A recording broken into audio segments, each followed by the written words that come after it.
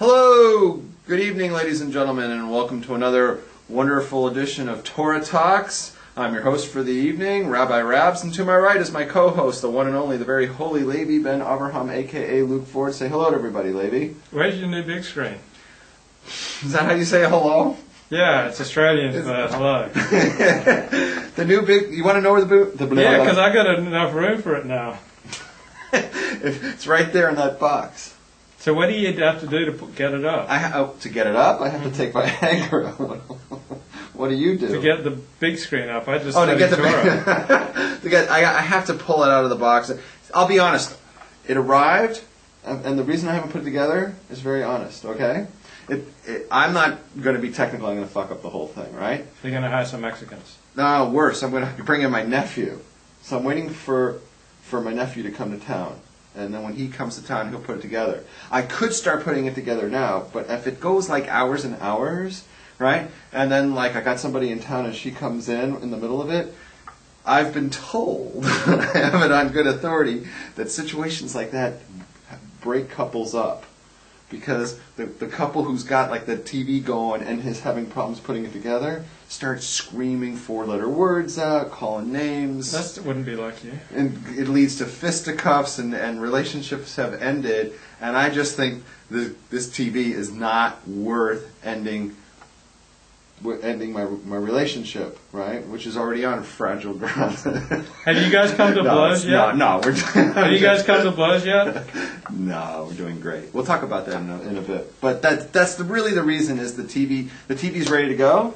It's in the box. It's in mint condition, right? So I would prefer, ideally, my nephew who's really technical and he's planning to come out here anyways. I'll just wait. You know, it's worth the wait. Have him do it right. When's it coming out? We don't have an exact date, but you know, Yaakov, we can get your ass in gear and get over here. I got a TV for you to fix.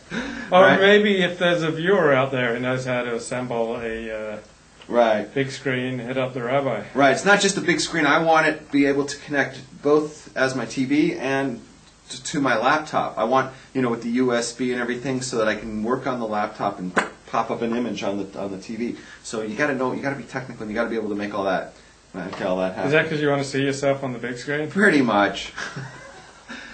So that's it. Yeah. Because otherwise, I could do it right after. We could do it right now, but when everything starts going wrong and going south, and the screaming starts, relationships go south. So how you doing? Good. I heard you blew your stack when you found Esther in a bikini on the Venice Beach. What? Like by the bodybuilders, where they're pumping iron. And, oh, that's where Schwarzenegger used to hang out. Schwarzenegger used to hang out. And, yeah, I saw her schmoozing up Schwarzenegger, but luckily he was busy with his maid, so we were in good shape. No, we're actually having a pretty good time together. We've been hanging out for like almost 2 weeks now. We've been hanging out pretty consistently every single day for 2 weeks. Wow. Yeah, and she hasn't gotten sick of me yet, so that she's either I'm either doing pretty good or she's an amazing lady. Now, will you guys hold hands? No. Why not? Because there's a halacha of shomer negiah. Where does that come from? That's a Rabbenedica thing. The rabbis put it as an injunction so that it shouldn't lead to mixed dancing. To mixed dancing, which leads to premarital relations, which leads to sex addiction. Leads to. Speaking of which, how's yours going? I have achieved the peace, the pasa understanding. What the hell does that mean? That means I haven't had any in 2 years. No. How is your meetings going? How's your 12-step work going, Mr. 12-stepper? Every day I'm connecting with the higher power and working the steps. Okay. You can probably tell I'm a changed man. Oh, have you really changed? Yeah. Okay, so Garden Fund wants to know. Let me read it to you. Garden Fund says, so Levi, how have the interactions with others been since the beard has been chopped off? Well, more important, let's talk about the bags under my eyes, or more precisely, the reduced bags under my eyes. I go to this great herbal store, dragonherbs.com, and told them I wasn't sleeping, and so they gave me something called Dragon Bone, and so I've been taking 8 capsules every night. So for the last week, I've had solid sleep. It's amazing. I'm getting solid sleep the first time in ages. What's the name of the drug? It's like Dragon Bone and something else. Dragon Bone? Yeah, but the most important thing is remember dragonherbs.com. They got 2 stores in West LA. Got a great website, and you just go there and tell them what ails you, and they'll give you some herbs. And these herbs have been great. So I don't have the big puffy bags under my eyes. I look like a new man. I've got the vigor of a 37-year-old man. I got the stamina of a 32-year-old man. I've got the enthusiasm of an 18-year-old. I've got the imagination of a 14-year-old.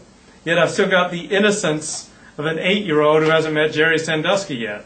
And you've got the maturity of a 2-year-old. And I got the maturity of a 4-year-old. Let's give it up for Lee. So yeah, okay. So how have the interactions been since the beer's come off? Everybody's liked it pretty much. I'd say 95% of people liked it, and even many Orthodox Jews at synagogue have liked it. I think I'm in the 1%. You prefer the beard? I prefer some beard, not the big scraggly thing. But yeah, a lot of, even like Orthodox Jews at Shul, a lot of them like me to take it off. Really? So it makes me seem more approachable and more vulnerable. What shul would prefer that you be without a beard at all than with some beard? Well, most modern Orthodox. Oh yeah, because they look at anything Jewish as being, they're offended by anything Jewish in a modern Orthodox shul. Well, maybe it's just me. Maybe I'm a goy, and when I wear the long straggly beard, it's just like trying too hard. I came from being a goy, a convert to Judaism, and like people sense when I'm trying too hard. When I'm saying, "Oh, Baruch Hashem, my dog's nifter," like it's just just trying too hard. So like people, glad to see me lighten up and have a toot, once in a while, and clear out the old nostrils. And I think women like it, but none of them are like dying to get me. I think like the poverty just like still comes off my pores. They can still smell the poverty. I don't know if it's the poverty. I'm thinking it might be. Or the misogyny. I don't think it's the misogyny might be a big part of it. We talked about that a little bit. Let's review on last week. Last week we had a young lady who was here. And she spoke to you. I know that you. I got 10 video clips out of it. You got 10 video on it, and I want to know your thoughts. Have you thought she came here and she said to you, she's a longtime viewer, and she said that you come off as a word that I wouldn't use, dick. Right? Why wouldn't you use that word? You use far worse. She was saying that you come off as a dick in front of the ladies, right? So I don't think the beard or not the beard is going to make a big difference. Poverty versus richness, a dick is a dick, right? So have you taken those words to heart? Well, she's just telling me what my therapist says. That's why you owe her the therapist money. I thought she charges $180 an earful, so. Yeah, but your therapists are trading. I don't know, but like to do this show. Oh, by the way, we're filming in front of a live audience tonight. So, the live audience, give yourself a round of applause. Give yourself applause for coming in tonight and braving the weather to get here. And you can tell the live audience that if, like a lot of live audiences under like the studio lights, they get really hot. So they should feel free to dress comfortably. Like if like the studio lights just like pouring in, and like I think I've got my charisma turned up high tonight. So if like the room temperature just gets really, really hot, then just feel free to dress more comfortably. Often people who are hot, they like to remove their sweaters and go with a t-shirt. Don't be what was the word? I'm not What's pressing it. word? I'm not going. I'm being modest. I mean a long sleeve T-shirt. Like I'm keeping it sneers. I see. But yeah, garden fun. Like women, say, "Oh, I like your beard," but none of them saying, "I want to blow you." None of them saying, "Oh, take me home tonight." Like none of them saying, "Oh, come meet my parents." None of them are saying, "Oh, do you need a loan?" Or none of them are saying, "Oh, let me help you with your credit cards," or or let's go to dinner, or let's take a walk on the beach holding hands, or let's go for a hike, or let's go to synagogue together, or would you like to come over for Shabbat dinner, or would you like to meet my Zadie, or maybe you could try on these clothes of my dead brother. You know, he kicked the bucket. Way to ruin the mood, dude. The What the hell was that? a year ago, and I just haven't had the courage to remove his clothes from the closet. So would you like to come over and try them on and see if any of them fit you? And because it looks like you could do with a new suit, so come try on my brother's suit. Or my pet just died. Would you like me to help? All right, we get the point. All you needed was 3 for the joke. You've taken it to 30. You've bored everybody. So no one's coming on to me. Yeah. No one's hitting on me. No one's showing me leaning over, showing me her assets. We get it. Oh, lady, I love the new fresh-faced you. It's let me just touch those fresh, soft cheeks. I just want to run my fingers over your sweet face, and let me comfort you for the death of your mother when you were 4 years old. Here, just cry here on my chest. Just go ahead, let it all out. Let it all out. And I'm just lying there. And she's like, let it all out, baby, let it all out. It's good to let it all out. And I'm I'm really feeling a lot of tension, and and her stomach's so soft, and I'm just lying there, and she's saying, let it all out, let it all out. And you know what's really sick? I want to tell you something. This also goes to people in the live audience. He's going to watch all of the footage from this show, and he's going to pull out his highlight clips, and he's going to use this last one because he's going to think that's actually a good clip. And you watch, he's going to talk it. So he's saying, "Let it all out" will be the headline of it. Well, the live studio audience was just going wild. I mean, they were just jumping around in their seats, and they were saying, be more explicit, lady. Stop using all these double entendres. Tell us what you're really talking about, because you speak in the language of mystical thought, and I want you to speak in the language of man so that I can understand what you're really saying, because you always keep things on such a high plane, and I want you to bring it to the street. Could you open? Oh God! Oh, he's such a high level. Things opening bottles is so beneath him. It's he's the. So, lady, talk tactless. I need more details. Talk to me just I'm a regular person who has a job and responsibilities. I don't spend all day with the Torah like you do. Tell me what you're really thinking. Tell me what you're really getting at. Okay. Again, I don't think this is my own thing. I don't think the beard and the poverty are the issues. I think the. You think it's a misogyny? Well, I think it's the way you carry yourself and. What? I've got great posture. and it's what you think. It's what you think of women. I think the young lady from last week really hit it on the mysterious young woman guest we had last week really hit it on the nail, and that's something you're going to work. In my opinion, you have to work on if you ever plan to get married. You want to bring a woman into your life, and Yeah, that really hurts, because I just emailed someone I used to go to this Reform temple with. This woman 10 years older than me. And we were friends for years. And okay. Just kind of fallen out of touch the last 10 years since I stopped going to Reform temples. Oh, she's from way back. Yeah, and so I just sent her an email over the weekend. Yes. And I told her, I'm 45 now, I'm still single, and she wrote back, I'm not surprised. Ooh. Hey, can we bring her onto the show next week? She doesn't live on the West Coast. Oh, can you? You're a man of wealth. Can you work it out with your people to have her? She wouldn't come on the show if she lived next door. She is a responsible human being. She's not going to throw her reputation away and wallow in this pit of filth. Because last week, one of the people in the chat room suggested that what we now need is someone who's a woman who's older, like your age or above, and she would come on the show, and she would, give you what for picking on women your age. I have nothing against women my age. I just don't want to date them. Okay. I mean, I think many of them make great accountants. Many of them have a lot of wisdom to give, through charity work, or they're terrific lawyers, or they're already great divorced mothers. They got 4 kids and single mothers, and they have no bigger supporter out there than me. Okay, the party can start. I'm here, says Sylvia Cool. So Sylvia Cool's, and the studio audience goes crazy that Sylvia Cool's in the chat room. All right, a big round of applause for Sylvia Cool. Okay. And we got a guest on top of that. All right, so we talked about that.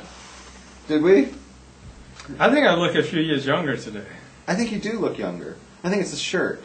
And it's the sleeping well.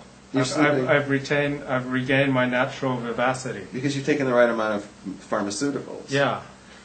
I'm always a big believer in a lot. Oh yeah, and I got a reflecting panel at my therapy on Friday, so I got to do my therapy in front of 4 other therapists and a supervisor, and then I got to watch them talk about me. It was like, Esther asked... Oh yes, talk about me some more. Oh yes, keep saying emotional resiliency. Oh yes. Wait, I did a stupid thing here. Is Esther aware of the profound impact she has had on my soul? On a man's soul. Who says that? Who's the man? Is it Ravs or me? That's, Ellen asks. Is Ellen talking about you or me? I thought that he was... Wait, I thought... Oh, she's talking about you. She's talking about me. Well, isn't that just like Ellen? Always talking about you. It's for me. The question is Esther aware of the profound impact she's had on a man's soul? How do you know that she's had a profound impact on my soul? You don't know that. You're assuming, but I think she has. I think she's... I'll be honest. I'm going to just say it. The last 10 days are like the happiest 10 days of my life. Yeah. I mean... The happiest since I've known you. Oh, I can't believe that, like, definitely. coming over here and, like, you've got a woman on the couch.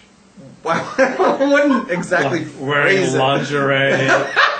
And she's saying, Rabbi Ravs, can't wait for the end of Torah talk when you start making these lofty spiritual lessons a little more visceral. No, it's really been wonderful. Now we'll do the segment where I talk about how it's going. So, it's been going really well. We've done a lot of stuff together. You need a lot of energy for your guy our age. Yeah, keep up with that. Yeah, oh my God, she's like... You guys have done a lot of stuff. We went to the Hollywood sign last week. Have you ever walked up to the top of where you walk and then you go up the hill to the Hollywood sign? It's a long schlep up the hill, And I'm like huffing and puffing. Are we there yet? Are we there yet? Are we there? And you just keep walking up this fucking hill all the way to the top, And she's like, Come on! I do 5 times this every day, So we did the hall. You have to, and then after that, I'm like, okay, you know what? I'm beat. Let's go home. She goes, oh no, we got to do Hollywood Boulevard, And we do every shop 15 times, and there's 1 million shops on Hollywood Boulevard, but we had to try them all out. And we went to 3 shows. Did you go into a lingerie store? Yeah, no. Is that where she got them? No. And then the next day, we're hiking all over the beach and the mountains, getting pulled over by the cops. Over hill, over dale, your love will never fail. Yeah. So we've done a lot of stuff together, and so when you were pulled over by the cops, were you guys engaged in any activity that would be frowned upon by the bourgeoisie? No. I told the story over at length in my my own personal video. So just give me the short version. The short version is 3 sheriff's patrol cars came and stopped us, right? Because while we were sightseeing in a neighborhood that was ritzy, but there was no signs that were up that said only residents only allowed here. We were just sightseeing, because she's from out of town. She wanted to see nice homes. Yeah. So I took her to a ritzy neighborhood. Yeah.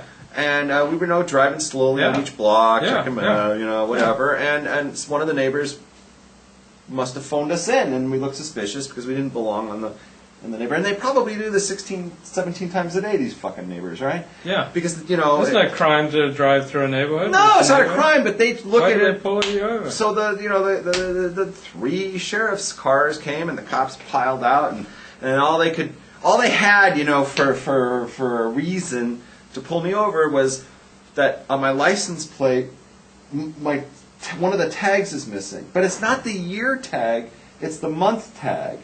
And I was like, there's a month tag? And she goes, the cop says, oh yeah, it's supposed to say September. You're supposed to have a September tag. I go, well, how do you know it's September? She goes, because that's what it says from the prior tag. I go, well, if you know that it's supposed to be September, isn't the whole purpose that you're not supposed to find out what month it is? And if you know what month it is, why are we having this conversation? Why'd you pull me over? Like, the whole thing was forgot, right? Did they give you a ticket? No, there's no reason to give me a ticket. She just said, call the DMV. Go down to the DMV and get a new one or whatever. And then she got back in her vehicle. After checking out our ID for 20 minutes and all this. And how long were you guys pulled over for? 20 minutes? I'd say 20 to 25 minutes. Did they strip search you? No, but it was just basically a form of harassment. But the message. Which neighborhood? Where? I'm not saying. Why? Because I'm not saying. Why? Because I don't want to identify this cop and have them do this again to me or worse. So whatever. We felt that we talked about this afterwards. That the message was. Get out of this neighborhood. Get out of this neighborhood, exactly. And they were tailgating me for several blocks. The cop was tailgating me, and it really was making me nervous. When you're driving speed limit, but you start getting paranoid because I'm already a paranoid creature. Yeah. And there's a cop like pushing you through town, right? And I was like, I can't take it anymore. And I just made a quick right turn, like go, just pass me. And that's when they put the lights on me and pulled me over. And the message was, we're going to run you out of town. We're not going to pull you over as long as you keep going out of town. But the minute I veered from leaving town, that's when they pulled me over. So the message was, this is a rich white neighborhood. You're kind, get the hell out of here. And that's basically what happened. I'm glad you didn't lose your temper and get arrested. I almost did, though, at the very beginning, because I was like, what the hell did I do? Remember that? Yeah.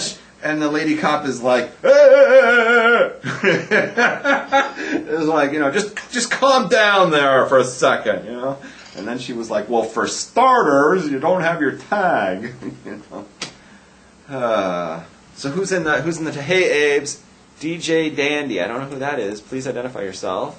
And the Lakewood Rob is here. All right. You want to check out so you have any questions on that? How are the Jews treating Esther? The fringe Jews. Oh. All right. It's getting better? Yeah, we had that lovely lady, didn't we? I keep bumping into her. Oh yeah, there's this one woman who has a stroller, and for some bizarre, there's so many Jews in this area, 100,000 frummies, right? And for some reason, we've bumped in, in the short amount of time she's been here, and then we've, had opportunities to go outside and walk around together or whatever. We maybe bumped into just a handful of people, but we've bumped into one woman 3 times. 4 times. 4 times? 4 times. You didn't tell me there was a 4th? Hey, you don't notice. I don't notice anything, but we bumped into the same woman 4 times. So either she's a spy, or maybe you sent her to spy on us. Yeah, because I'm really concerned. But this woman's bumped into to us 4 times, and Esther had a conversation with her. And then there was that family, that couple, the Sephardi couple that I know. Well, the wife is Sephardi, and they were hospitable with you. Remember that? Oh right, yeah. Yeah, when we went to Pico Cafe. Yeah. Yep. Yeah, it's been good. This is a much better week. Everybody must have watched the video, felt a little bad about it, and now they're trying extra careful. That must be it. Yeah, everybody's watched the video. It's viral, and so there's that. Okay, you want to catch the? I'm going to do highlights of the chat room. Okay. Yeah. All right. I've already read it. What is it? I've already read it. Oh, you already read it? Ellen says, Levy, you do look younger today. And Sylvia Cool says, I want an invite. She wants to come here. You're invited, Sylvia. She You said, have to be under 20. this is the happiest she's ever seen Rabs. I appreciate that. Have you blown the shofar for her? Yes, how did you know that? Sylvia goes, and she bakes. Not only she bakes, She cooks. she bakes, and she baked 2 delicious cakes. In your kitchen? Yeah, and one was a chocolate, a very masculine chocolate cake, and the other one was feminine. It was a lemon cake. It was a lemon cake. It was a lemon cake with lemon ice thing, and it was very good. It was actually better than the chocolate one. So how did she think you're gay because you won't touch her? Sylvia offers her own explanation as to why the cops pulled us over, and they thought that Esther was cute as we were driving by, and they stopped you, and that would explain the woman who pulled us over, because she was probably I'm not going to say it. Yeah, wanting beauty tips. What? Go ahead. Does Esther think you're gay because you won't touch her? Or does she understand your deep spiritual commitments? Esther? You get a little suspicious about the rabbi's orientation? She's already been suspicious because my favorite musician was Freddie Mercury's. Well, no, because you just you like the sense. Your favorite time of liking him was when he was in really tight leotard. So there's that. Yeah. So Don't worry. because my emulated my idol because he wears leotards, so that already put me in the category. The Lakewood Rav wants to know what was the deal with Cain and gay again. We're going to get to that in a second. Hold that thought. No.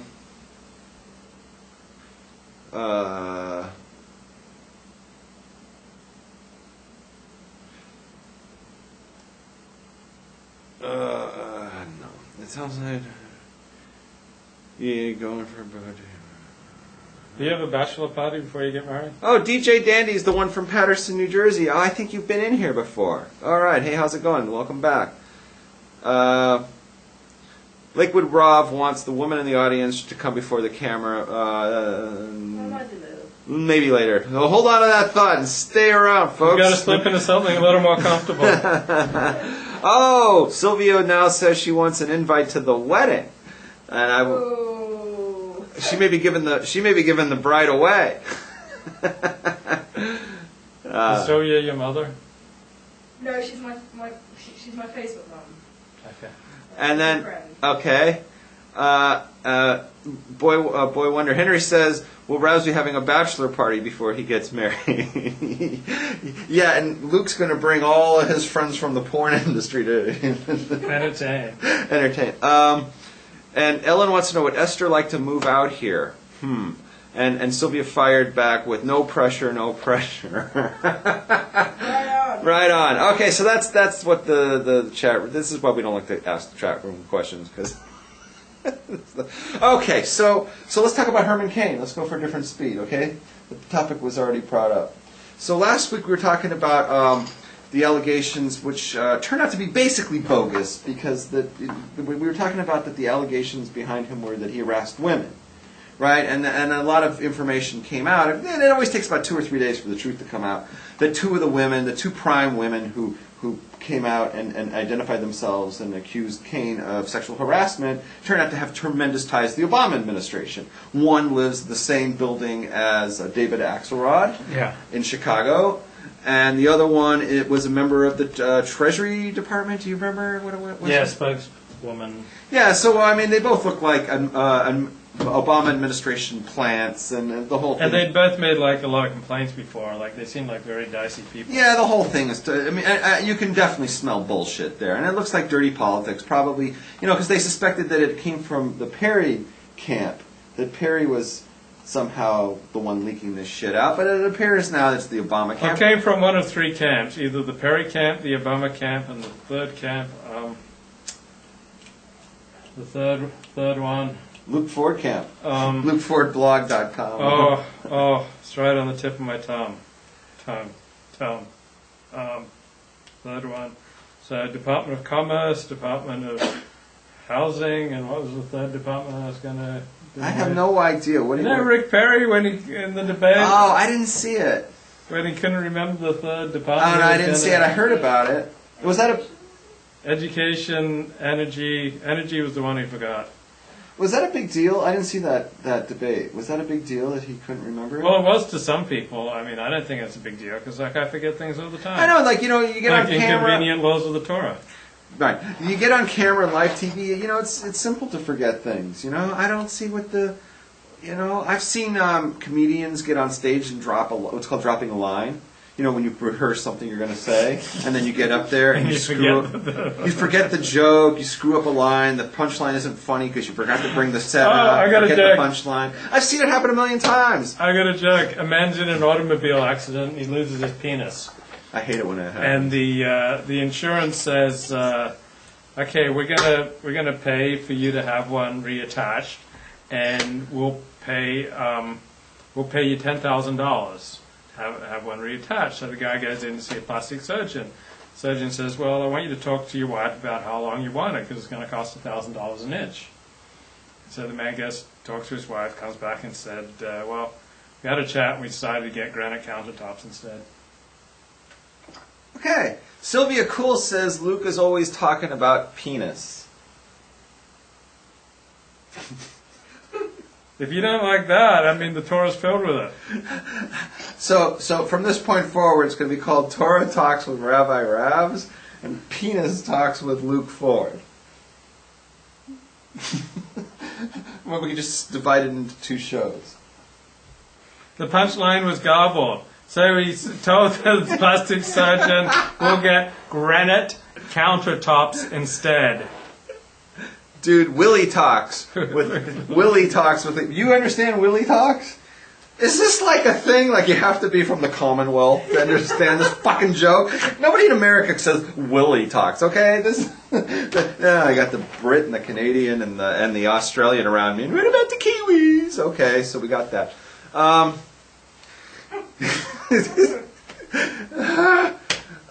By the way, it was very cute, the segment that you guys were talking last week, because you have your Australian accent, and then she's got this British accent. It was the 2 of you together. It was very nice. Okay. Yeah, I told us that we were destined for each other. But she always said, no, the rabbi is my true bashert. Not the rabbi is the one. I said, but we share the queen. Oh, Kate thank you, Lakewood Rob is like the producer. He's like the show producer from Calling from the Booth. Cain and the Gay, stay focused, gentlemen. Okay, thank you, Lakewood Rob. So Cain and the Gay. So that a new allegation. So the Obama administration, okay, they figured out it was us. So let's come up with a new one. Because they're really afraid of Cain because he's black. So that's the only thing going for Obama is he's going to get the black vote. But you put another black guy, it's like Obama's got nothing. So now the new one is that Cain had a threesome, and the details. Is it really gay if you're also doing the guy's girlfriend at the same time? Let's ask the studio audience. You can't technically do it at the same time. Oh, you could. No, but you could go back and forth. If you're doing the man, then you're having gay sex. But what if you do his wife right afterwards? Then you've just had straight sex after gay sex. So then you're doing bisex. There's no such thing as bisex. It's what you say when someone's about to get on a plane. It's what you do. It's like goodbye sex, but it's just called bisex. No, what you do is when you go to Sunset Boulevard, you go and you buy sex. All right, so the point is that where did you guys hear the rumor? I know all sorts of. It's on the Drudge Report. Yeah, it's on the Drudge Report. We're speaking. Lori Allred brought the guy out. Remember that guy who said he had sex with Obama? Remember in 2008, this drug user said he'd had sex with Obama? Don't remember that one. This is actually the first political candidate that I have ever heard being accused of having a homosexual relationship. This is that I can recall. The first major candidate. Do you remember anybody being thrown in that kind of mud before? Well, I remember this guy that said he had sex with Obama. That came out in 2008. I don't remember that one. So if you've heard it. So that's the story on that. So one of the women who accused him of being with her, so her boyfriend and her apparently, allegedly, according to this allegation, did it, the 3 together. Go ahead. Did you see Bruno? Yes. Remember he tried to seduce Ron Paul? Yeah, and Ron Paul called him a queer. And here's my question to all you Ron Paul libertarians, right, who run around saying gay rights, they're pro-gay marriage. Did you ever notice that? The Ron Paul libertarians are the first persons to always say government shouldn't get involved with marriage, right? And gays should all have marriage. Cheer the gays. Kudo to the gays. Colorado should have the gay marriage rule. But the guy who they champion for president is Ron Paul, called Bruno a queer. Not hey, I don't do that. He said, get out of here, you're queer. All right? So just keep that in mind, who the guy you champion. And those of you watching the show are obviously interested in Torah, and just keep in mind that Ron Paul is heavily financed by Nazis. So, and he's never renounced that. So there's that. Go ahead. I'm a man of few words. I'm a man of deeds, not words. I'm a man of action. And I've got a plan for America. 666. Okay. So what do you want to talk about? Mark of the beast. What do you want to talk about forehead. next? Speaking of Nazis, I wanted to tell you something. I wanted to bring up something. Yeah. Do you guys play Nazi Commandant and Slave Woman? She wears these long Doc Martens, and she steps all over my back. It's really good. Did you see that episode of Desperate Housewives? No. Oh, It says the two men. I never watched it. There was an episode of never mind, you have to watch it. But there was one of the husbands of the Desperate Housewives. He paid a hooker to not to have sex with him, but to step on his back and whip him and tie him up, and it's really bad. You didn't see that one? No. All right, that joke just crashed in the brain. Okay, so that's it. So there was something that happened in New York this weekend, on Friday. Okay. Friday was the anniversary of Kristallnacht. And can you tell our audience what Kristallnacht was? That's the night of the broken glass in Germany, when the Nazi regime in 1935, 36. One of them. Yeah, came and smashed a bunch of synagogues and Jewish-owned stores. Right. And rioted and killed Jews and terrorized the Jewish community. Right. And so so on the night of Kristallnacht, it came up, the anniversary of it came up now. I think it was 36, which would make this one like I don't know, whatever. So would that make it the 75th anniversary of it? I can't do the math. Somebody do the math real quickly. So you got your calculator up? What? You think it's 75th? All right, well, whatever it is. So they had the 75th, let's say, of Kristallnacht, and in New York, right on Ocean Parkway, which is like in Midwood, Flatbush, right? It's right in the middle of the Frummy neighborhood, like, between Avenue J and I. And if you're familiar with that, and it's very, very Frummy right around there. It's very Jewish, And they came in, they sprayed swastikas, and they set cars on fires and stuff like that. Oh, really? What's that? Why is that so funny? Just the idea of spraying swastikas. They sprayed swastikas, and then the Nazis. Somebody must have. I don't know necessarily that they're Nazis who did it, but it was the same general effect. It very well could be just a bunch of punk Jews from the neighborhood. Yeah, that's what I was thinking. Yeah. Let's not rule that out. So let's hold our. Let's not reach a verdict that we have all the facts. Let's not blame the Nazis. Let's not blame the neo-Nazis. It could very well be. So many people want to blame so much on the Nazis. You get a kid, from high school, and he's failing, and he's like, "Fuck you, everybody," and just puts on, Say what you will about National Socialism, at least it's an ideology. Yeah. Lakewood Rob suspects they were Mexicans because Coronas were involved. They found some beer bottles outside near the scene of the crime, so they think it's. Not only Mexicans are not the only people that drink Coronas. Coronas, at least in L.A., Coronas is a very popular beer brand. You'll find Coronas. Everybody drinks it here. One thing you won't find is a white man with a leaf blower. One thing you won't find is a white man in downtown L.A. on a Sunday. We drove around. We drove around downtown yesterday. First of all, you can't find this. You ever been to the Staples Center? Yeah. I said to her, "Hey, why don't we go downtown, honey? I'm gonna show you the Staples." Yeah, you know how to get there? Do you have any idea how to get down Olympic? Okay, you get down Olympic. Do you know what street to turn down? Yeah, Figueroa. To Figueroa goes the wrong way. It's a one-way street coming. The Staples is south of Olympic, so you have to make a right off of Olympic to get there. But the problem is it's on Figueroa, and Figueroa only goes north. You can't go south on Figueroa, so you have to swing around. Oh God, it was a mess. So we finally bumped into the Staples Center, but not before we got lost and had to go like in a circle about 5 times. And during those 5 times, we never saw a single white person. We saw Mexicans, we saw Schwartz, we saw Chinamen. We saw one. I saw 2 guys that were white and they were holding hands. Yeah, that's it. The only white guys you're going to get around there are gay. So this was like an experience. It's like somebody from out of town who like comes to LA for the first time, they're like, what kind of town is this? You know, there's no white people downtown. We finally get to the Staples Center. You know how much they want just to park your vehicle, to pop your head inside and check it out? $10.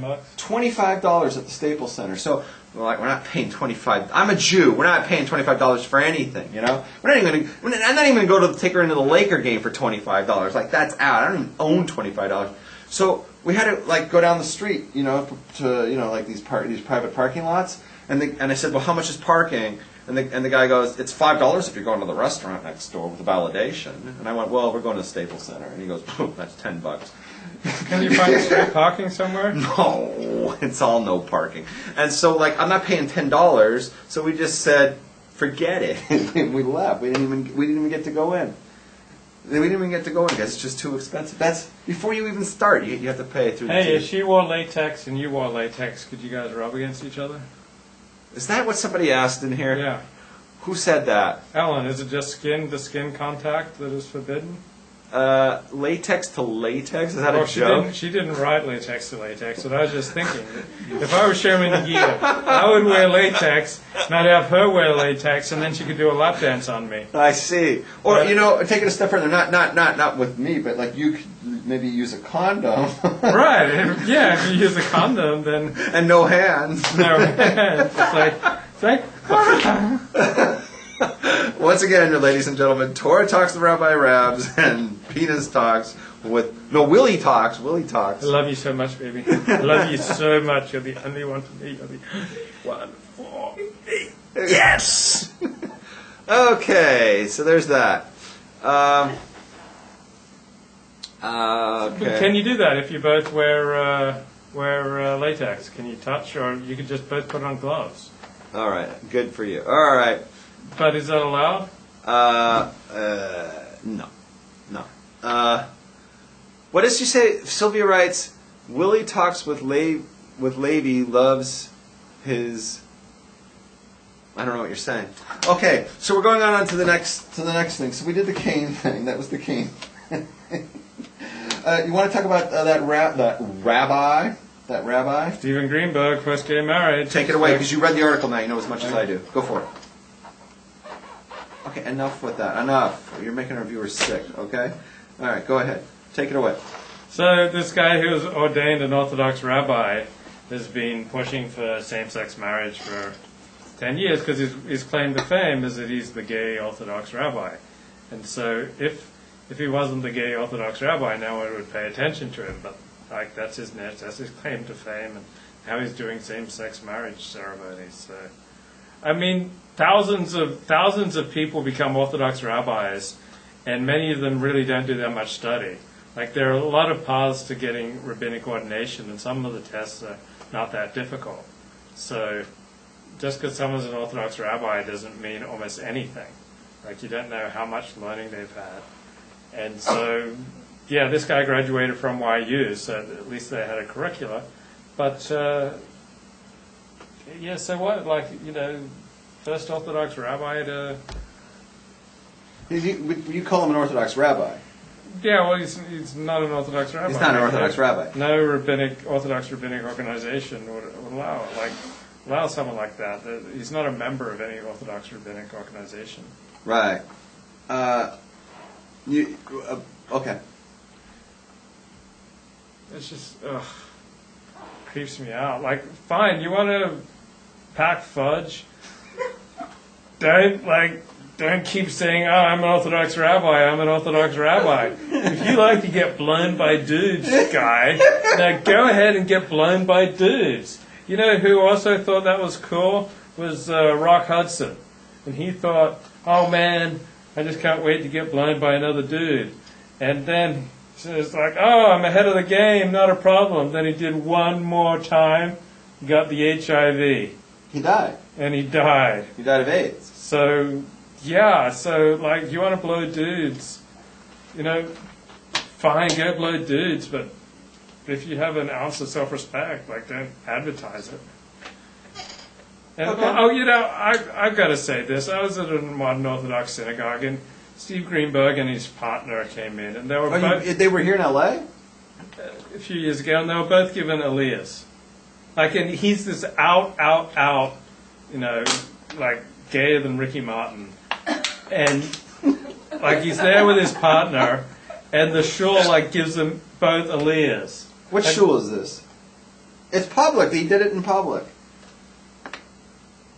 B'nai David Judea. Oh, that's not a shul. That doesn't count. That's the one behind me. That's not.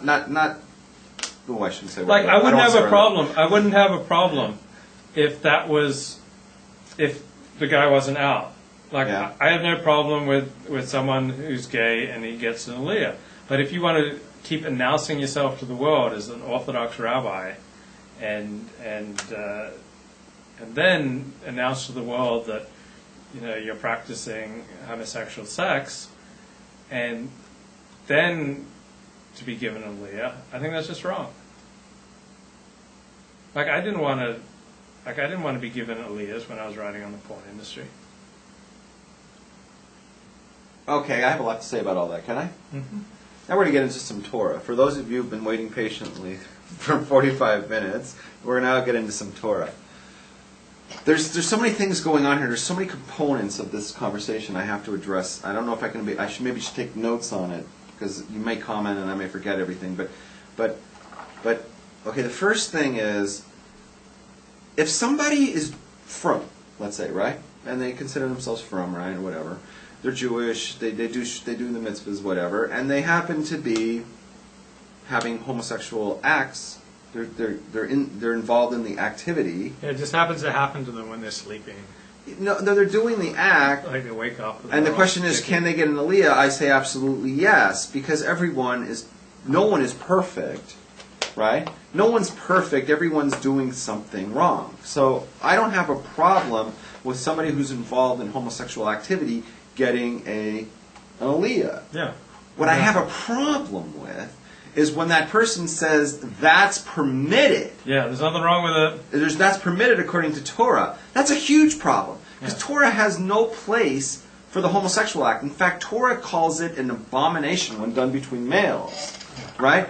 A male homosexual act is an abomination, a toeva, and it carries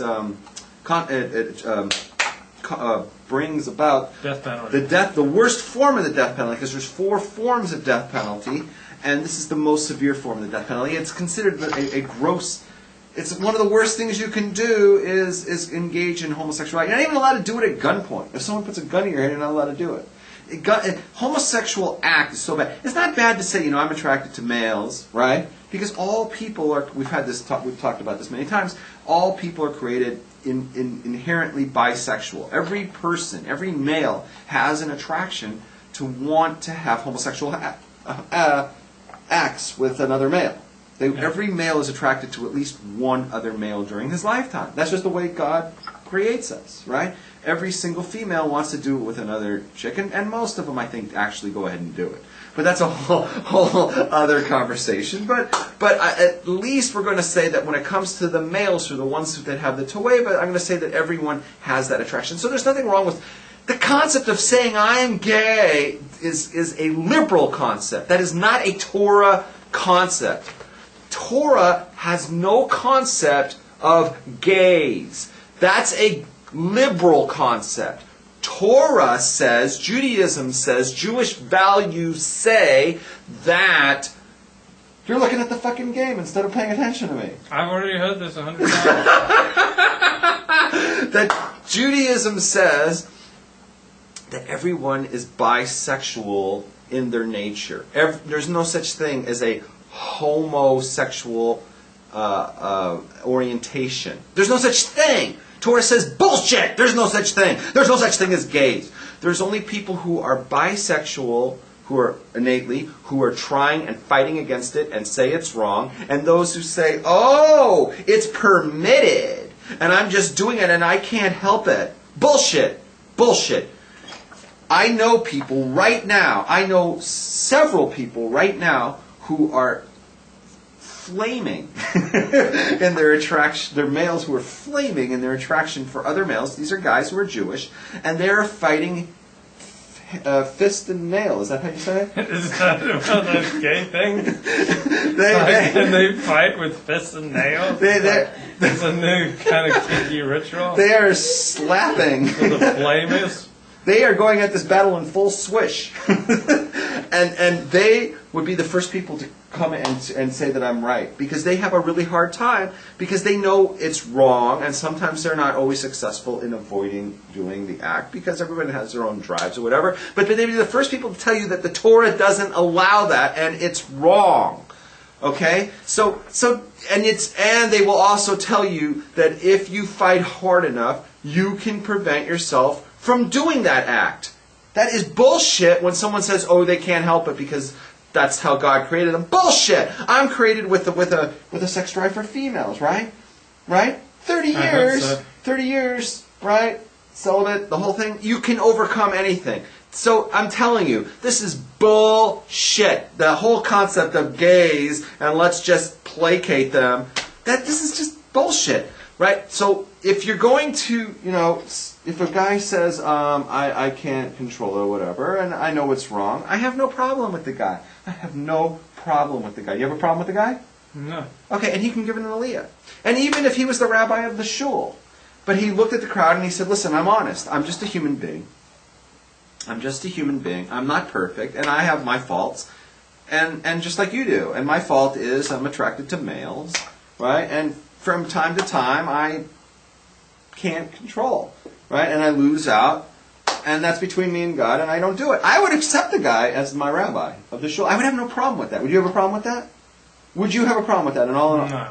Would you have a problem with a guy who was a rabbi of your shul, and he was unmarried, let's say? Because if he was married, that would kind of take it to a new level because he was cheating on his wife. But let's say he was unmarried, and he was like, I'm not into women, I'm into guys. I try to stay away from it, but occasionally I indulge, but I know it's wrong, and I'm not going to here to tell you that the Torah allows it. I can't follow it. It's hard for me to follow. He would not be my first choice. You want to know something? He would be higher because he was honest. Because he didn't have that air of pretentiousness. He came out and he said, listen, I'm really into guys. I have a sexual drive just like the rest of you. What? I'm going to make a highlight clip of just those two sentences. I'm really into guys. I'm into guys. I wear leotards. And it's like that's who I am. But I'm going to be the first person to tell you that it's absolutely wrong to do. The Torah doesn't allow it. Am I going to tell you not to do it? No, because I'd be a hypocrite because I can't control myself at it as well. Right? I'm not here to judge you. If you're here to judge me, then maybe this isn't the place for you. Maybe you need to go to a different shul. But this is the shul that's the honesty shul. This is called Beis HaEmes. This is the house of truth. Beth HaEmet. Right? This is the house of truth. This is where people come and they admit their what is it? We admit your weaknesses or whatever. What's the 12 steps? Oh. We admit our weaknesses. We admit our weaknesses here. And the rabbi says, I'm the first person to admit that this is wrong. And, and he says, I'm a guy who indulges in, what do you call it all the time? Blowjobs? Brotherly love, or whatever you want to call it. I would have no problem with that guy. I would actually cheer him on. I would say, you know what? This is a guy I like, because he's willing to stand up and say that the male homosexual act is a perversion. Actually, I'm making another point. I made this point 5 times already. How am I doing in the audience? What does the audience think? Good. Hey, I'm on a roll. What was I going to say? Yeah, I know. She needs to write it everywhere. Okay, so no, thank you, the audience. So I have no problem with it. Now, what are we talking about here? So on that one point, right? I have no problem with the guy, right? What I have a problem with, so the fact that he's gay. I know you made this point. What you have a problem with when he says the Torah says it's okay. Yeah, when the Torah says he's then he goes ahead and he calls himself Orthodox. That is completely wrong, because once you pervert the Torah, and you say that the Torah says XYZ when it doesn't, and it allows XYZ when it says the opposite, you are a perversion of Torah, you're a perversion of Judaism. That is heretical, and this guy's a heretic. He should not be called Orthodox. He's a heretical loon, right? And that's heresy. And for that reason, he's dangerous to the Jewish people. You should hate him, right? And he should not be buried with the Jews, and he should not be given an aliyah. Not because that he's got homosexual tendencies and engages in that activity. I have no problem with that. It's that he says that it's okay to do, and then he takes it a step further by marrying men together and calling himself Orthodox. This is dangerous, and for this reason he should not be given an aliyah. But in that particular temple that he got the aliyah in, right?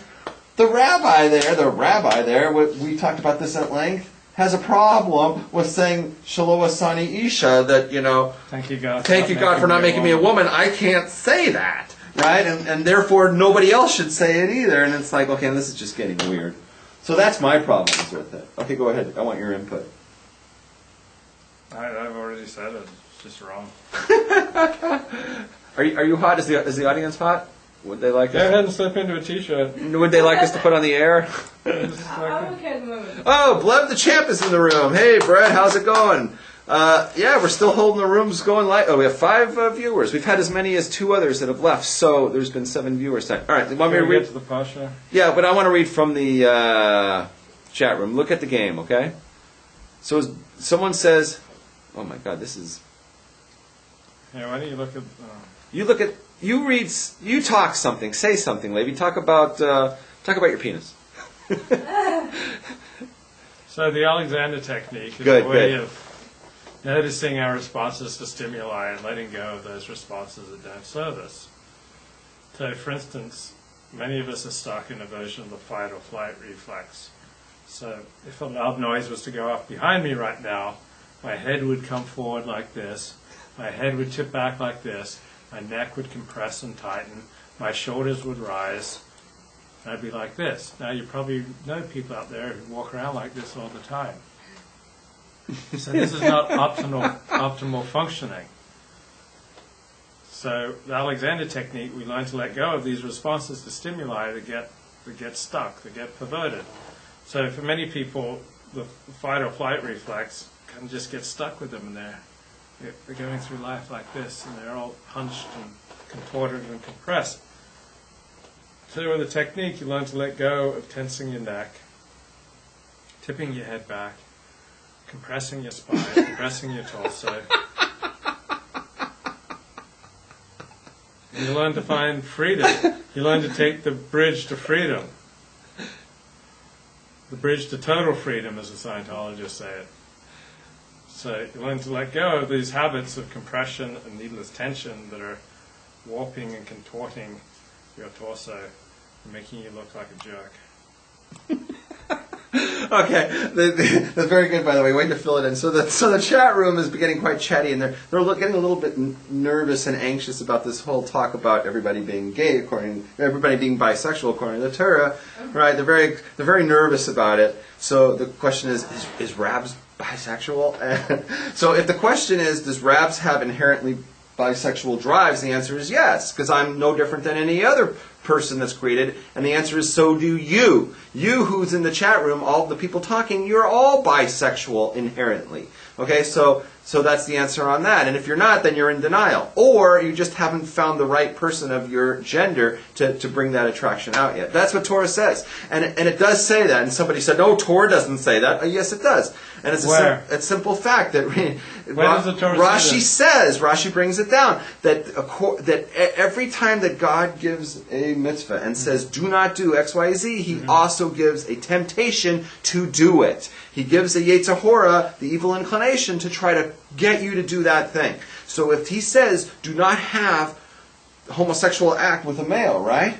So then you know by logic stands to reason, therefore he's given you people a drive, he's given every male a drive to do that act. Right? And the fact that it's a toeva and it's considered abomination is a terrible thing. You know that the drive is even stronger to do it. Because whenever the thing is a really bad thing, the Yetzer is right there fighting. So you know that he's given everybody that thing. Everybody who says, no, I don't have any of that, they're in denial or they just haven't found the right person yet to be attracted to. So there's that. And then somebody said, the Liquid Rob said, at this point in the show, I think it's important to offer Esther $1 to come out and hug Rabs. so that nobody thinks that he's gay. Oh, a whole dollar? A whole dollar? A whole dollar. Well, Liquid Rob is hard up for cash. Let's see. Okay, let's move on. Wait a second. No, Sylvia asked a good question. She wants to know what the 4 types of death penalties are. The 4 types of... Right. Do you know them all? The one's pouring lead down your throat? Lead down your throat, which is called... is that strangulation? No, it's called burning. Burning, then there's strangulation? Strangulation, which is when they hang you. Throwing you off a mountaintop? Throw it, which is stoning. Stoning, by the way, is not like the Islam where they bury the woman and then they just start throwing rocks at her until she dies. Stoning is they push you off a ledge of a cliff, and then just as they throw you off, they take this big-ass boulder and throw it too, so you hit the ground, boom, and it stuns you, and then the boulder comes and puts you away. So it's very quick, very immediate. And what's the 4th one? The electric chair. The electric chair. No, the 4th one is you're forced to sit there and look at Luke's blog all day. No. What was the 4th one is shechting. Shechting, beheading. Yeah, they take the knife and they take your head off. Okay, so those are the 4, Sylvia. Okay. Rabs definitely dominates Luke. Okay, enough of this, Rab. Everybody wants us to change the. Hey, Luke, what do you think about Joe Paterno's situation? Says Brett. I really don't know anything about it. Okay. Now but I'm against the rape of children. Lethal injection. They didn't have lethal injections back then. They had these 4. Okay, so those are the 4 according to the Torah that we just explained. Now you want to get to the Parsha? How's my game doing? Am I going to win this week? Yes. Take it away. I my day to lethal injection, but. Any questions from the live studio audience? Oh, great! Let's watch the same-sex commitment ceremony, same-sex marriage. Any questions from the audience? How's the show so far? Good. All right, a big round of applause for hanging in there, studio audience. Okay, take it away. This week's Parsha is what? Parsha is Chayyei Sarah. Chayyei Sarah. Genesis 23. What does Chayyei Sarah mean? Burying Sarah. The No. life of Sarah. That means the life of Sarah. The lives of Sarah. It's plural. She had multiple personality, and this is before that antipsychotic drugs. So she had this whole double life online that just most people didn't know about. If it was singular, it would be Chayyei Sarah. Chayyei Sarah, right? Which would be the life of Sarah. But it's Chayyei Sarah, which is plural feminine. Well, it's plural. It's the lives of Sarah. And so Rashi explains right away that she has 2 lives. The life while she was alive and the life after she dies. And Rashi explains that actually she dies, it mentions that she's dead in the first pasuk, the first verse of this week's Parsha. But she never shows up again. She's not in the rest of the Parsha. But the whole Parsha is about her because it's the second life of... She was leading a double life, right? The second life is after she dies, that it says that tzaddik, a righteous person, can do more after they die than while they're alive. Because while they're alive, a person is limited by their body. They can only be in one particular place in one particular time. But after she died, she's a tzaddik, tzaddikus, she spreads out her souls everywhere at once. So she can be here, there, everywhere, getting involved in a lot of things, helping a lot of people out. She can do more good after she's dead. So this is about that. Also, it's brought down that she shows up in, there's people who take sparks of her and emulate. Are you following this? Yeah. What did I just say? So there are people who take sparks of her and they emulate her. Who would those people be this week's Parsha? People like Rivka. Rivka and?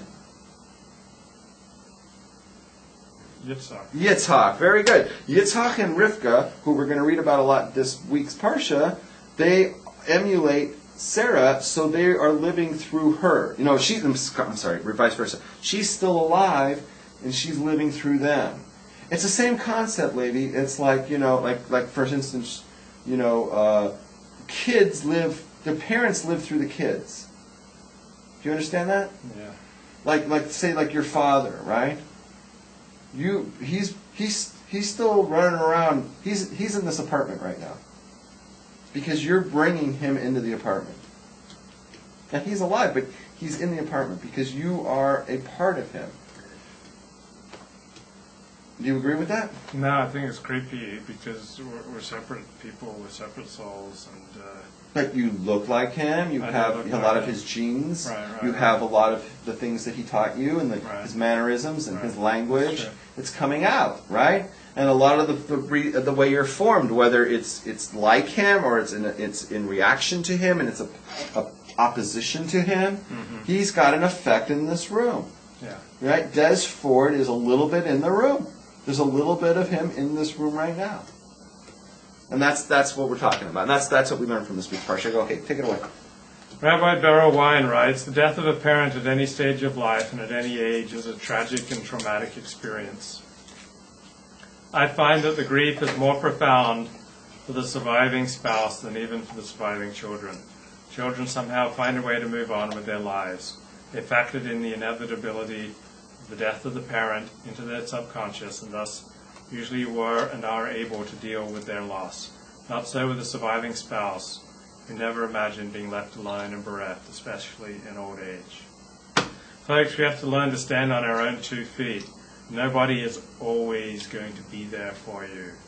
We need to learn to differentiate. We need to learn to hold on to ourselves. We need to be able to stand on our own 2 feet, be able to stay true to our values, and at the same time stay in relationship with the people who are important to us. So read the book Passionate Marriage for details on this. No one's ever going to be there for you all the time. Do you have any commentary on any of that, or can I jump in? And it's interesting that you bring that up. I don't know what made you bring that up now. I'm not sure what that has to do. Because he's talking about how hard it is, like when you lose a spouse, and I agree, it's hard. Because Abraham had to be lost. Right, but you can never expect that anyone's always going to be there for you. Your spouse is not always going to be there for you. Your parents are not always going to be there for you. Your friends, people say, oh, will you be there for me? Or I will always be there for you. It's a delusion. Okay. And Abraham had to bury Sarah, and she was 127. I think at that point he was getting to grips that she's not going to be around all the time. Right? Would you agree? Mm-hmm. Yeah. She's already at 127. But what if somebody, let's say, was 53, and you were around 50, and they just suddenly die? Right. It's horrible, but we can't take a single day for granted.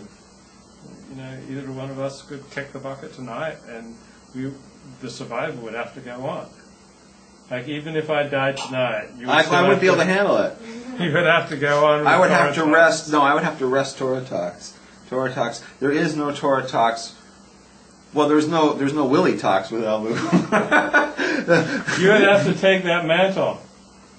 I would have to. I would have to find someone to take over. I had to find maybe a female, someone like someone who's a tzedekis. I'd have to bring a tzedekis in. You could only be replaced by a female because you are kind of female yourself. But I would probably bring in a lovely female. So Rabbi Berel Wein writes, Abraham remarries Hagar and even fathers children from her after the death of Sarah, but his concern and fatherly love is concentrated on his son Yitzchak, the son of his beloved Sarah. So most men are totally capable of getting it on with multiple partners while feeling totally in love with their spouse, or like Abraham was like in love with Sarah, but he could still have sex with Hagar. Bullshit. What? I call bullshit. How did he? Bullshit. No, we're not talking about Ishmael. Bullshit. You said, and I quote you: most men are totally capable of having it. With multiple partners while feeling totally in love with another person. Yeah. You said most men. Yeah. Do you have stats to back that up? Do you have a study? Do you have anything? Yeah, I have common sense. You have common sense? Yes. You do? Yes. You have that's your common sense tells you that? Yep. And you call that very common? Yep. Right? You said most, which means more than 50% of men. Yeah, most men will not turn down an opportunity for sex with an attractive woman. I'm going to tell you that it's not even, not only is it not most, I say it's not even many. I'm going to say very few men, perhaps only Luke Ford, could be totally capable of having relationships with multiple partners while feeling totally in love with another person. I don't know any man that can do that. That's bullshit. Because if I really love someone... So then why don't you take responsibility for that line and say, I, Luke Ford, I, Luke Fort, am capable of having it with multiple partners while feeling totally in love with another person. Because I don't think that you have anyone. Multiple partners while feeling in love with another person. That's the only. That's an honest sentence, and that's the kind of sentence that will not get you married. Because what woman in the right? Am I right about this in the audience? What woman in her right? You talk about self-respect. What self-respecting woman? What self-respecting woman would want to hook up and marry a guy who says he's capable of loving you while he's banging 12 other broads? Teenage boys do that. Yeah. Like teenagers in their early 20s, they like things with their dicks. They do. It just like most men can't turn down sex with an attractive woman. Yeah, they can. They can easily. Absolutely. Absolutely. In the 30s, 40s, they can turn down sex with attractive women. Yes, of course. Like attractive women offer themselves sexually to some. Yes. Can you come on the camera right now? Ladies and gentlemen, we're bringing up a studio audience here. Studio audience member, and we don't know her name or anything, but she's going to come out and she's going to talk. Give her a big round of applause. We're going to tell Luke exactly what the hell he needs to hear. Okay, go ahead. Dig into him. Go ahead. I'm watching the game. So I'm saying my point is, most men will not turn down the opportunity for sex with an attractive woman, even if they're totally in love with their spouse. Yeah, because they know what they'll lose if they have sex with an attractive woman. At the end of the day, it's just sex, but they lose everything. They have like a difficult divorce or a difficult split up. They will have kids involved. I think you're actually giving men a bad name there, thinking that they're quite stupid. Well, most men think with their dicks. No, they don't. Oh, they don't? No, of course not. Men when they're in their late teenage years or in their early 20s, yeah, of course they do. Like whenever men have the opportunity, like when an army moves in and takes over a country, yeah. they all except for basically the American and the Israeli armies, they all rape en masse. Even men who are married, when they have the opportunity, they take the sex when they can get it. You can't compare that because men, like say the Russian Army, that was one of the worst rape crimes ever when they went into Berlin. You can't compare it to normal men because they had gone through war, so their whole psyche has been totally blown over with different. It's just totally changed. They're different men. I'm talking normal men that are sitting at home and got a normal job. They don't have the mentality of a soldier. Then why are they looking at porn? Like if they're not like eager for sex with an attractive different woman, why are they looking at porn all the time? Porn is not the same as having cheating on your wife or I personally don't think like. I don't think it's the same, but it indicates that that's what they want to do. I wouldn't say so. Well, it doesn't matter. It's what they want to do and what they do is different. Right, because most attractive women don't offer themselves to men, but if they had the opportunity, they'd take it. I don't think they would. I think the majority of men wouldn't. Okay, you have a higher opinion of men than I do, but I appreciate that. I mean, you state your case very articulately, and it's a perception of reality. We have a different perception of men and their vulnerabilities. Like most men, in my view, don't turn down the opportunity for sex with an attractive woman. In your view, they do, because I think, this wouldn't be good for my long-term happiness. Is this truly fulfilling? This could cost me my marriage, and this could hurt my relationship with my children. This could cost me my reputation in the community. I think I'm going to turn down this blowjob, this very attractive 22-year-old woman with these beautiful lips. You're thinking of the men that you were associated with when you were in porn. That's why your friends that you're thinking of were probably in the porn industry, wrote for porn, acted in porn, had some connection to porn. Of course, because that's their work, that's their industry. So what percentage of married men would you estimate have cheated on their wives? Oh, I can't say that. I can't, because I've got no statistics, I've got no information. No, I'm just asking you for common sense. Like, what would you guess? I think men and women are just as bad as each other for cheating. I think women can cheat as much as men in a marriage. So do you think if a woman's in love with her husband that she could cheat on him? Because she wants like a new body? No. Right. So do you think a man who's in love with his wife could cheat on because he's away on business and he just suddenly gets an urge and there's a follower right right next door. I absolutely believe that, but I totally disagree with your percentage, like most men. Right. Bullshit. So you'd say 20%, and I'd say like 70%. I would say 15%. I'd go lower than 20%. Okay. Very good. So how do you like Los Angeles? It's good. I think I'm gonna go sit back on the couch. I have a question for the woman in the chair. Okay. You mentioned that 20 guys who are like teens and 20s, they think with their Dicks. penises. We can say Willies. Sylvia's still in the room. I hope so.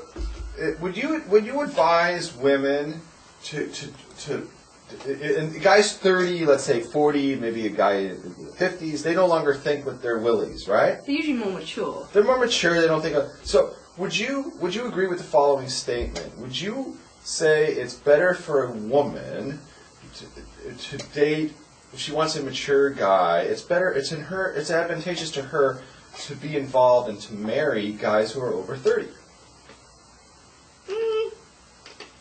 Women that are mature, yes. Okay.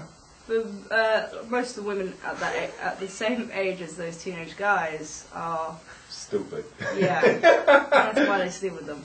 Yeah. So basically, you do get a rarity. You do get boys that are teenagers and in early 20s that are old-fashioned gentlemen. So I'm not doing a Luke statistic and saying most men. I'll just say I take that back. I say majority probably. Majority probably. Yeah. So for a teenage girl, let's say she's 18, 19, 20, yeah. Would she be better off with an 18, 19-year-old, 20-year-old guy, someone her own age? Or should she look and always try to find somebody who's 30, who's a little bit more mature? Depends if she's really, really mature. Because sometimes even girls that are slightly mature can't handle maturity of a 30-year-old. Oh, because there's more expectations. And there's more pressure. Yeah, but also like guys that age are usually looking to settle down by that age. Right, that's what I meant. Yeah. Yeah, so it's like they don't want to waste time, going to see Harry Potter movies. Yeah, not the best thing to set up on a date with a 30-year-old man and above. Yeah, to go hey, well, let's go check out Justin Bieber concerts and stuff like that. Yeah, that relationship's not going to work. Okay, once again, a big round of applause for our studio audience member tonight. Cheers. You were great. I touch it, I had latex. Okay. Okay, once again, we have a highlight video for tomorrow. Good job. Okay, what's going on in there? Sylvia's going nuts. She's having the time of her life. Okay.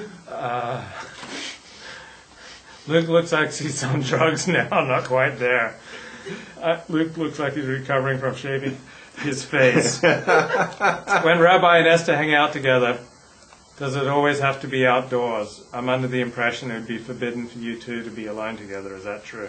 Oh, that's a great question. Is that Ellen? Mm-hmm. Okay, I'll do that. That's a halacha called yichud. Yes. That's got nothing to do with shomer negiah. It's just called yichud.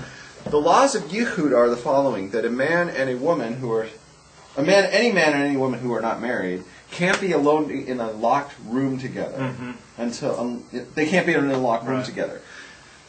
So, but there's caveats on that. There's like if there are other people in the building. There's other people that might walk in. Had very permissive use. Yeah. If there's other people that might possibly walk in, if the door's unlocked, and you'll notice if the cam's on. That's always a good one. And you'll notice that the door is not locked because in the laws of Yichud, it's still, even though that Luke and I are both in here, that's still not enough. You would need to have 3 guys. Don't say it, Levy. Don't say it, Levy. Don't say it. You need 3 guys and 1 female before we can start locking the door. Up until then, it's considered yichud. Do you want me to get one more? Please don't say it, Levy. But check out how Torah. Check out. I'm so sick of people saying that they try to make a comparison, a moral equivalency between Judaism and Islam, and talk about how Judaism doesn't is negative against females. But let's check this out. Torah doesn't trust 2 guys together with a female. So it says if two guys are together with a female, especially at night, you're going to have the door still open or unlocked, right? But we need 3 guys, okay? But the Torah says if you have 2 females and 1 guy, lock the door. Even at night. 2 females and 1 guy, lock the door. Because it's a taste of the woe to come. Because females, the Torah trusts that they're not going to... 2 females together, neither one of them is going to make that step and start doing something inappropriate with the guy, because the other female is going to keep her in line. Whereas, put 2 guys together, like, God doesn't trust me and Levi together. He does not trust us together. Can you imagine? If we had a 3rd guy in here, like we brought in Rodolfo Santa Maria or something like that, then it might be okay, right? It reminds me of a famous parable. This stranger came into town and told the rabbi he needed to say Kaddish. So the rabbi rounded up 7 other men, and there was still 1 short. So he asked his wife out to go outside to help find someone to make a minyan so he could say the Jewish memorial prayer for the dead. So it was raining, and the rabbi's wife had been having a tough day.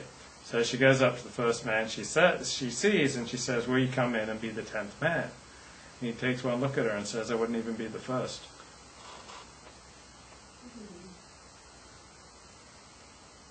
I don't even get it.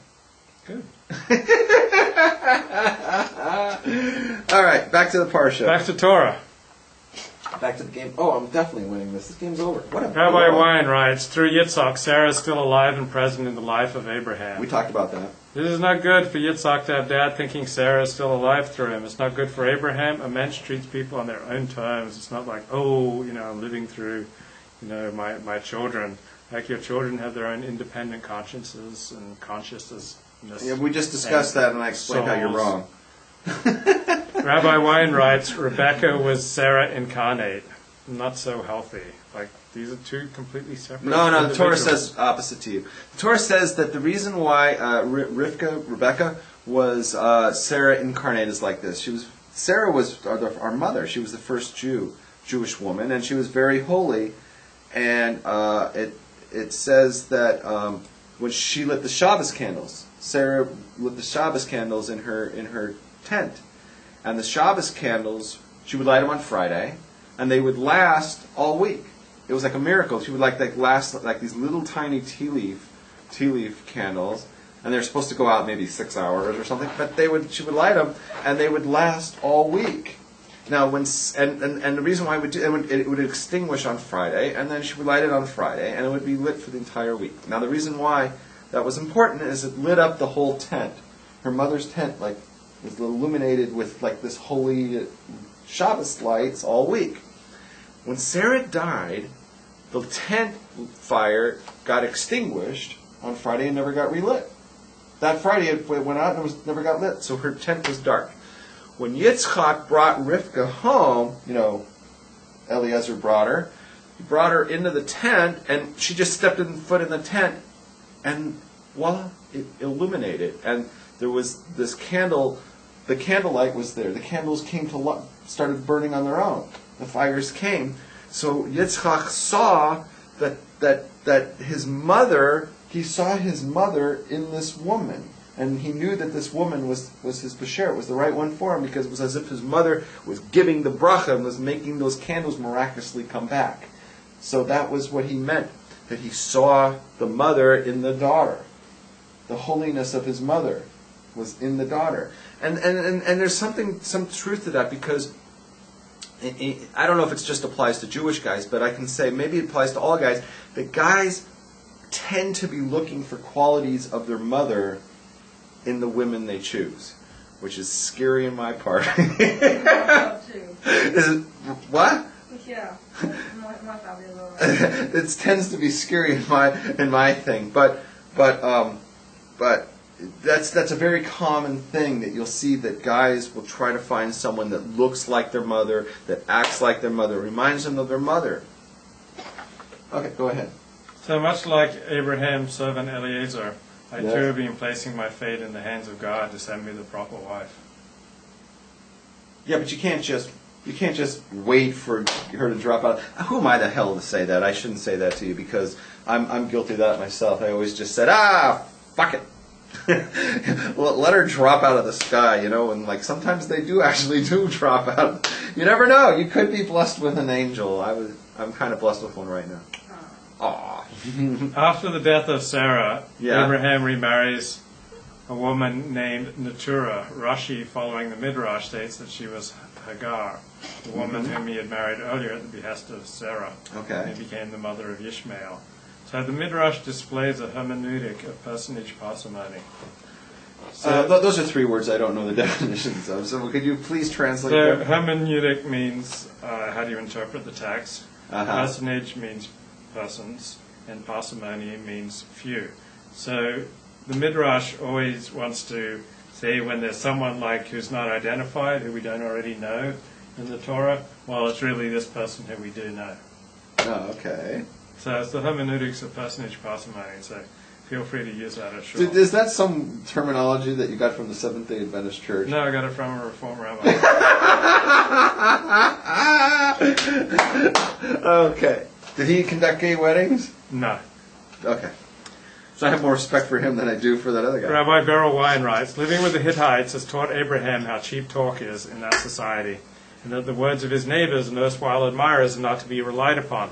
By recording the entire series of conversations and negotiations that mark Abraham's purchase of the cave of Machpelah, Torah warns his descendants that good words are often not to be taken at face value, better criticism from a friend than compliments from an enemy. Like, I'm often so eager for flattery that I get taken in by sweet words. And I'm so eager for somebody to confirm my view of myself that I become a sucker. And people will, manipulate me that way.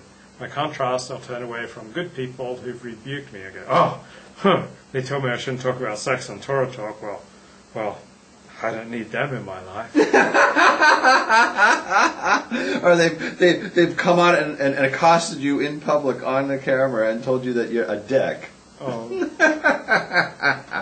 So we have a right to be skeptical of good words alone, only good deeds and positive actions. All right, let me see what the chat room says.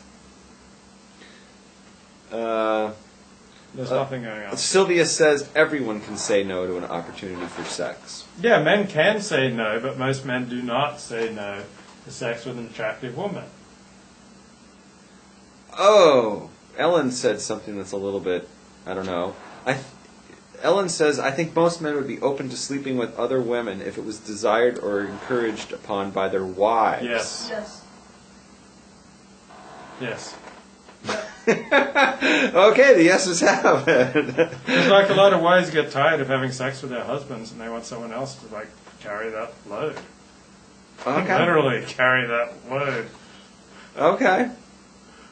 Because a wife will have a hard day, and then she'll come home, and it's he wants her to catch a fish, with her bare hands. That's kind of like, as Alison Armstrong puts it. And often women don't have as much sex drive as men, so there's particularly after being married a while, they're just more concerned about the kids, and they get tired of having sex with their husband. And so they'd be quite glad if you went to a hooker. All right. Oh, just to answer Ellen's question, because we're talking about yichud. Mm-hmm. So the thing is about when I would date women, I date women, right? Mm-hmm. You don't touch. What is it? Does it have to be outdoors? It doesn't have to be outdoors. In fact, you'll find that from Jews that go out on dates, tends not to be outdoors. Because most of it takes place in Brooklyn, and it's freezing. The frumies don't like you outdoors. It's freezing. They feel very uncomfortable in the outdoors. It tends to be indoors in public places. It tends to be indoors in public places, like in a hotel lobby, in the lounge. Yeah. Or very common here in LA is people go to restaurants or, I actually was commenting 24 hours ago right now. I was saying that I found in myself a very good place that I think that I want to advertise it for. I was surprised that we didn't see more from couples on a shidduch at the place we were at yesterday. And we were at the Santa Monica Pier. Have you ever been there? Yeah, many times. It's the perfect place for a frumy date. I was surprised that the place wasn't wall to wall with shidduchim. I didn't see any. We didn't see any shidduchim there. But it seems like the best place. It's like it's an open air place, right? There's things you can do. There's rides. You can walk around. There's there's the games. There's shops. There's fun shops and whatnot. And you just you're in public. I just think and it's fun. And I just think, and it's beautiful out there, and I just think it's a perfect place for frummies to go on dates. And I'm really surprised that I was expecting, just by the looks of the place, that we would see at least like 10 frummies, maybe 2 or 3 different couples on a date. Where do they go out around here? Where do people go? Kosher restaurant? Kosher restaurants, probably, yeah. All right, so there's that. You got anything left? So anything funny happened? Wait a minute. I didn't finish looking back because I was, okay,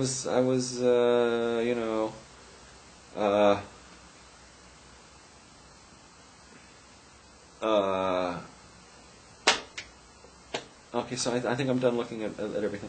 All right, so that's it. So that's basically our show. So I want to thank everybody who was in the chat room.